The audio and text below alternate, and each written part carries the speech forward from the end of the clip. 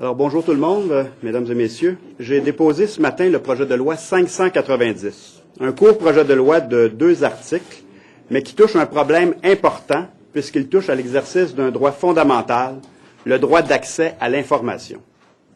Le Québec s'est doté il y a 30 ans d'une loi qui était à l'époque révolutionnaire quant à l'accès aux documents des organismes publics.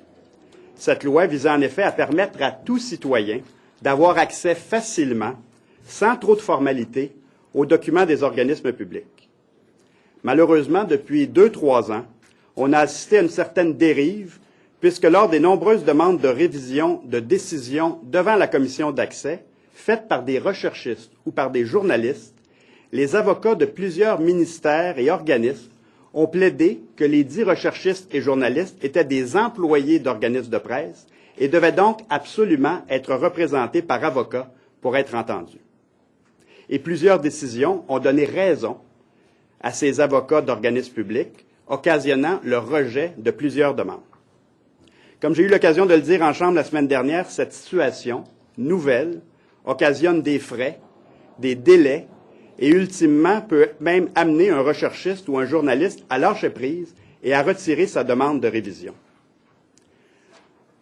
On en conviendra, l'intention du législateur depuis 30 ans, c'est de faciliter l'accès, pas de le limiter.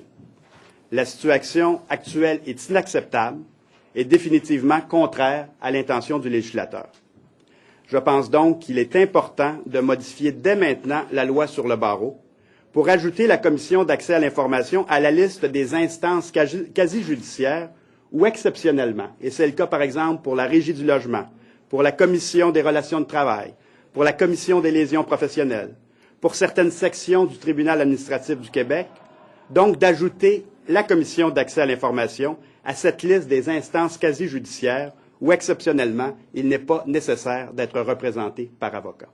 C'est le but du projet de loi que j'ai déposé ce matin et j'invite le ministre à le regarder attentivement et il peut compter sur notre collaboration, s'il le souhaite, pour que nous adoptions ce projet de loi avant l'ajournement des travaux parlementaires la semaine prochaine. Est-ce qu'on sait si dans d'autres provinces ou peut-être dans d'autres pays, des structures similaires à la Commission de l'accès à l'information, les journalistes doivent être représentés par des avocats ou non?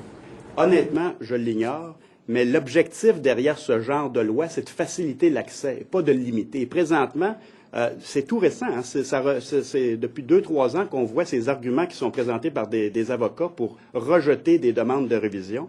Alors, il y a une dérive qui s'est installée à la commission d'accès qu'il faut régler dès maintenant.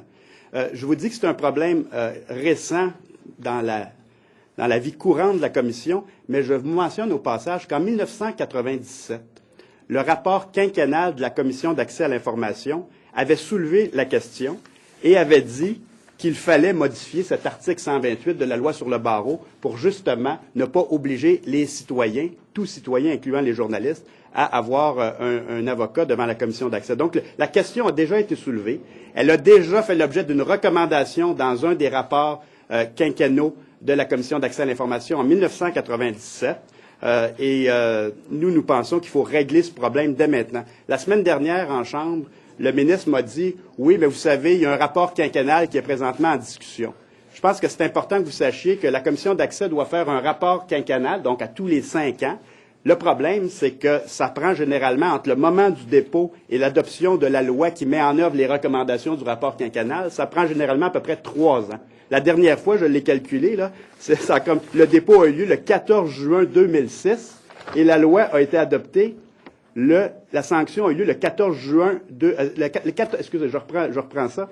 Le rapport avait été déposé le 6 décembre 2002 et la loi a été sanctionnée le 14 juin 2006, donc près de 3 ans et demi plus tard. Dans le cas présent, la Commission a déposé son rapport le 14 juin dernier. Il a été déposé en Chambre en septembre à la reprise des travaux parlementaires. Il fera l'objet d'une commission parlementaire en quelque part en 2012. Alors, vous pouvez imaginer à quel moment pourra survenir le projet de loi qui découlera de ces recommandations seront-là probablement en 2013 ou même plus tard s'il y a une campagne électorale, comme manifestement il va en avoir une en 2012 ou en 2013. Alors on peut pas attendre 3 ans et demi encore pour modifier quelque chose qui pose véritablement problème présentement à la Commission d'accès à l'information.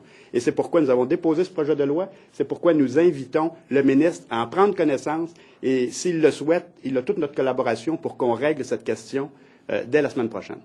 M. Saint-Arnaud, votre leader, a fait toute une série d'interventions hier dénonçant une possible intervention d'un ministre à l'endroit d'une demande d'accès. Pourquoi vous n'avez pas profité pour vous assurer qu'on précise dans la loi qu'il ne puisse pas y avoir d'intervention ou même que l'auteur de la demande d'accès reste anonyme?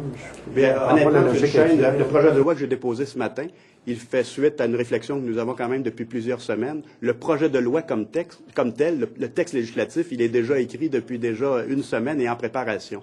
Donc, avant l'incident qui s'est produit avec le ministre Moreau. Mais ce que je peux vous dire par ailleurs, au nom de l'opposition officielle, c'est que nous rejetons totalement l'interprétation qui est faite par la Commission d'accès à l'information, qui a été faite par la Commission d'accès à l'information au cours des derniers jours. Cette interprétation, elle est contraire à l'esprit de la loi, elle est contraire à l'intention du législateur. Et je peux vous dire, et je vous le dis au nom de l'opposition officielle, il y aura une suite à ça. Alors, nous vous tiendrons au courant de la suite que nous allons donner, mais nous rejetons catégoriquement l'interprétation qui a été faite par la Commission de l'indépendance du responsable d'accès dans les différents ministères et organismes publics. Là, vous remettez en question... Vous rejetez la décision de la Commission. Je rejette l'autorité suprême. Je rejette l'interprétation, effectivement, je rejette l'interprétation que la Commission a donnée à l'article 8 et à la loi quant à l'indépendance que doit avoir le responsable d'accès dans un ministère. De tout temps, depuis 30 ans, l'intention, et je pense que tout le monde partageait cette opinion, c'était clairement l'intention du législateur quand il a fait la loi. Il devait y avoir une certaine indépendance de cette personne qu'on appelle le responsable d'accès dans les ministères. Et d'ailleurs, dès 2002, la commission, dans son rapport quinquennal, qui n'était pas celui dont je vous parlais tantôt, mais un autre, la commission, et on l'avait mentionné dans notre communiqué mardi dernier, la commission d'accès avait dit « Le responsable de l'accès doit jouir d'une grande indépendance dans l'exercice de ses fonctions, son autonomie doit être renforcée et son rôle valorisé. » Alors déjà, la commission, en 2002, parlait de l'importance de l'indépendance de cette personne-là. Alors, je peux vous dire que nous, on rejette totalement l'interprétation que la commission a faite un peu plus tôt au cours des derniers jours. Et nous, on laissera pas passer ça. On va agir à cet égard-là. Nous vous reviendrons là-dessus. Et M. Duchesne, si c'est pas dans le projet de loi d'aujourd'hui, c'est parce qu'effectivement, le projet de loi est en discussion depuis plusieurs jours. Mais je peux vous dire que c'est une autre préoccupation sur laquelle nous vous reviendrons sous peu. Pardon? Ça s'amende, le projet de loi. Bien, écoutez, ça fait partie des réflexions qu'on va avoir parce que, je vous le dis là, puis j'irai pas plus loin que ça aujourd'hui, mais on laissera pas ça là parce que c'est l'interprétation qui a été donnée par la Commission est tout à fait contraire à l'intention de tous les législateurs. Et j'en parlais encore ce matin avec mon collègue, le leader parlementaire Stéphane Bédard, qui était le porte-parole sur les questions d'accès à l'information il y a quelques années et qui n'en revenait pas de cette interprétation que la Commission a faite en disant, écoutez, c'est contraire à tout ce qui s'est toujours discuté en commission parlementaire sur ces questions. Mais M. Saint-Arnaud, ça veut dire éventuellement faire comparaître le commissaire en commission parlementaire pour s'expliquer sur l'interprétation de sa loi constitutive, c'est pas rien? Oui, bien écoutez, nous, ce que je vous dis aujourd'hui, c'est que nous rejetons l'interprétation donnée par la commission de la loi d'accès, effectivement, et lui, il est président et la commission, il est le président de la commission d'accès avec ses collègues, il fait partie de la commission d'accès. Nous rejetons cette interprétation qui a été donnée, une heure à peine après la fin de la période de questions. Nous la rejetons et nous allons agir en conséquence. Quelle forme ça prendra concrètement? Je peux vous dire qu'on est à l'état de réflexion à cet égard-là. Mais je prends note de votre suggestion, c'est la bonté. M. Saint-Arnaud, qu'est-ce que c'est votre interprétation de la loi? Parce qu'on parle quand même d'une personne qui est en autorité au sein du ministère. Donc, selon vous, c'est qui cette personne-là? C'est-à-dire que le responsable de l'accès doit avoir une indépendance. Évidemment, et je veux pas trop m'avancer là-dessus, mais je pense que notre compréhension, c'est que c'est le sous-ministre en titre du ministère concerné, lorsqu'on parle d'un ministère, qui est l'autorité administrative la plus élevée. Et parce qu'il y a quelque chose d'un peu fou et c'est toujours comme ça qu'on l'a compris, à ce qu'un ministre soit avisé des demandes d'accès qui sont faites par les partis d'opposition dès que ça rentre dans son ministère. Cette personne-là doit avoir une indépendance, parce que la situation qui semble vouloir se créer par l'interprétation qu'en donne la Commission au cours des derniers jours, c'est une situation qui est malsaine et qui est anormale à notre avis. Alors l'interprétation qu'on fait, nous, c'est que ça doit rester dans la machine administrative et ne pas monter au niveau politique de chacun des ministères. Merci beaucoup. À suivre.